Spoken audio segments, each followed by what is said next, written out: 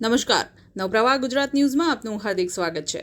વડોદરાના શિનોરના નાની ભાગોળ વિસ્તારના રહેવાસી તૌસીફ મંસૂરીનો બજરંગ દળ આરએસએસને ચેલેન્જ કરતો વિડીયો યુટ્યુબ ચેનલ મારફતે થયો હતો વાયરલ। શિનોર પોલીસે ગણતરીના કલાકોમાં આરોપી તૌસીફને પકડી પાડ્યો હતો। શિનોર પોલીસે ભારતીય નાગરિક સુરક્ષા સંહિતા કલમ 173 મુજબ ગુનો નોંધી સર્વેલન્સ ટેકનિકલ સાયબરની મદદ લઈને વધુ તપાસ હાથ ધરી છે। ત્યારે શિનોર ભાજપ આરએસએસ બજરંગ દળના કાર્યકરો ગામના આગેવાનો દ્વારા શિનોર સેવા સદનમાં મામલતદારમાં અપાયું આવેદનપત્ર। શિનોર અગ્રણી સચિન પટેલ, પૂર્વ શિનોર તાલુકા ભાજપ પ્રમુખ સીએમ પટેલ, શિનોર ભાજપ આરએસએસ બજરંગ દળના કાર્યકરો, ગામના હિન્દુ સમાજના આગેવાનો સહિત યુવાનો હાજર રહ્યા હતા।